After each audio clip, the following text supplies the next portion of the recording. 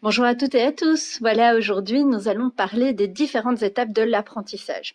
Alors, personne ne naît avec un savoir illimité. L'homme ne sait rien, il apprend des choses. Et pour pouvoir apprendre, c'est bien d'avoir une méthode, mais c'est aussi bien de prendre conscience de quelles sont les étapes par lesquelles on passe quand on apprend. Pourquoi est-ce que ça peut avoir son importance? La première chose, c'est en tant que parent, on va pouvoir avoir une certaine empathie à l'égard de nos enfants pour les choses qu'ils apprennent à faire. Voilà, c'est très flagrant quand on est parent et qu'on a des enfants et qu'on voit un enfant, par exemple, qui apprend à marcher. On voit vraiment les stades, l'évolution de cet apprentissage à la marche. Et ça va nous permettre aussi, en tant que professionnel, en tant que manager, responsable, de prendre conscience des différentes étapes par lesquelles passent nos collaborateurs, les nouvelles personnes qui sont engagées, et donc on va pouvoir intervenir et leur donner les outils dont ils ont besoin. Mais c'est aussi important en tant que personne, en tant que personne qui apprend à faire des choses, parce qu'alors on va avoir une certaine bienveillance qui se développe à notre égard, et donc on va pouvoir être plus sympa à l'égard de nous-mêmes quand on voit qu'on n'avance pas assez, etc., parce qu'on se dit « Ok, je comprends ». Alors, un des exemples, donc je vais déjà les citer, et ensuite je vais illustrer ça de différentes manières. Alors, la première chose, c'est qu'au départ, on est incompétent, inconscient. Donc, je ne sais pas que je ne sais pas. Eh bien oui, avant de commencer quelque chose, je ne sais pas si je sais le faire ou si je ne sais pas le faire. A priori, je ne sais pas. Donc, je peux avoir une bonne estime de moi et me dire que je suis capable de tout faire, ou avoir une basse estime de moi et me dire non, en fait, ça, je ne saurais jamais faire. Mais en réalité, c'est que je ne sais pas. Tant que je n'ai pas essayé quelque chose, je ne sais pas si je sais le faire ou pas. La deuxième étape par laquelle on va passer, c'est que je vais être un incompétent conscient. C'est là où on a le plus de frustration. C'est que je sais que je ne sais pas. Et ça m'énerve de ne pas savoir. Et donc là, vous allez avoir plusieurs réactions. Soit vous allez vous énerver et avoir une grande frustration et rester dedans, soit vous allez vouloir passer à l'étape d'apprentissage suivante en vous disant, écoutez, moi, je vais développer cette compétence que je n'ai pas et je vais essayer d'apprendre à faire cette chose-là. Si on fait ce processus-là, on arrive à l'étape suivante, la troisième étape, qui est je deviens compétent conscient. C'est que je sais que je commence à savoir, donc je sais que je sais. Et donc, voilà, je me sens à l'aise, je commence à faire les choses, mais bon, je reste quand même prudent parce que je suis pas encore tout à fait sûre de moi. Mais voilà, je dois retourner dans les manuels ou je dois relire un petit peu la méthodologie, mais en gros, je pense que je sais. Et puis, la dernière étape, enfin l'avant-dernière étape, c'est je deviens compétent inconscient. C'est-à-dire que je sais faire les choses, mais en fait, je ne réfléchis même plus au fait que je sais le faire ou que je ne sais pas le faire. Je fais les choses sans réfléchir. Alors, un adulte qui est normalement constitué, qui n'a pas de maladie particulière, marche mais sans réfléchir. Est-ce que vous vous posez la question de quand vous levez votre jambe, si vous devez déposer le talon, si vous devez déposer la plante des pieds? Non, vous faites les choses de manière spontanée. Quand vous essayez de rattraper un ballon ou un enfant qui tombe ou que sais-je, voilà, vous n'allez pas réfléchir, vous allez faire un mouvement et très souvent, quand on va chez son kinésithérapeute ou son ostéopathe ou à l'hôpital, aux urgences, après une chute, c'est mais qu'est-ce que vous avez fait? Et la plupart du temps, les gens ne savent pas trop dire. En fait, je sais pas, je crois que j'ai fait un faux mouvement, mais on ne sait pas trop. Pourquoi? Parce qu'on n'est pas attentif. Pourquoi? Parce que c'est juste une compétence qui est devenue inconsciente. Donc on fait les choses, mais on ne se pose plus la question de savoir si on sait les faire. Alors, la dernière étape, c'est quand on devient le maître. C'est-à-dire que on a conscience des choses qu'on sait faire, on est compétent, mais on va encore plus loin, c'est qu'on est capable de pouvoir les décortiquer et les expliquer à d'autres. Alors, moi, parfois, en tant que maman, j'ai mes enfants qui viennent me demander « Tiens, maman, comment est-ce qu'on fait pour gonfler un ballon ?» Ou « Comment on fait pour siffler ?»« Comment tu fais pour claquer des doigts ?» Et c'est extraordinaire. Parce qu'alors, on se rend compte que nous, on sait le faire, mais en fait, on ne sait pas comment expliquer ça de manière simple. Et c'est là que Internet joue son rôle qui est extraordinaire, parce que ça nous permet à décortiquer. Donc, il y a d'autres personnes qui ont la maîtrise et qui peuvent couper l'acte ou le geste et l'expliquer à d'autres. Ok, donc ça, c'était les 5 étapes. Alors, en application pratique, on a deux exemples qui me viennent en tête. La première chose, c'est la conduite.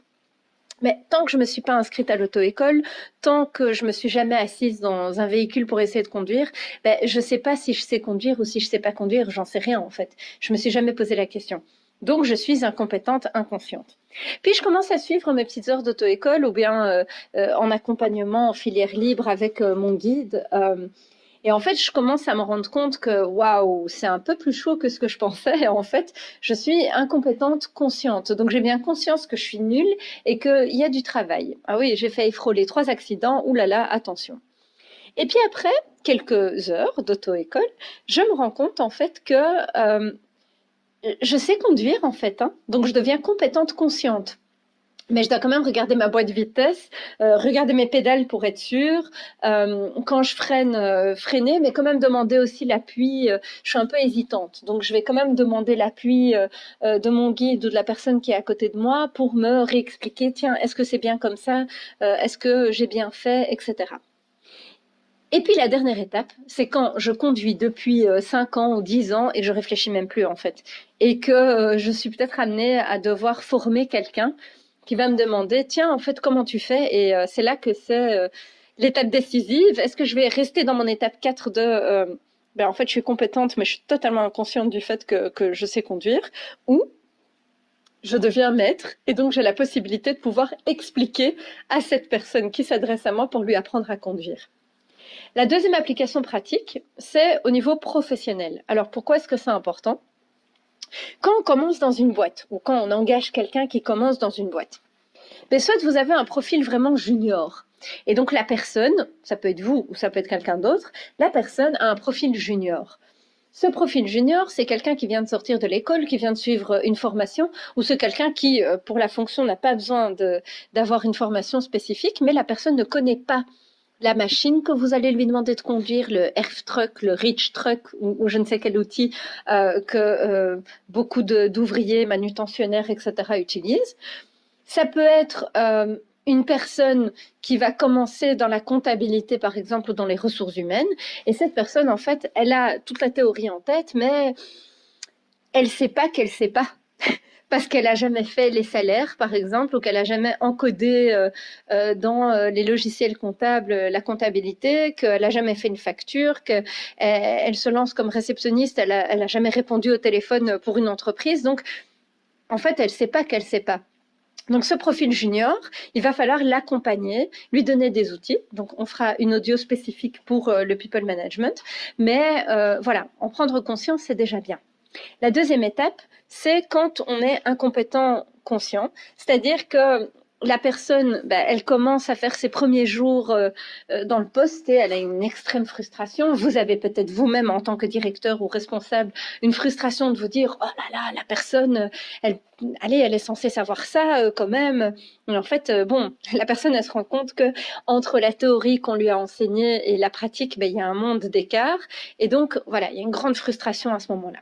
Et là, il va falloir travailler sur cette frustration, voir quels sont les outils qu'on peut mettre en place, faire preuve de patience et de bienveillance et essayer de développer les compétences qui doivent être développées dans le cadre de la fonction qui est occupée.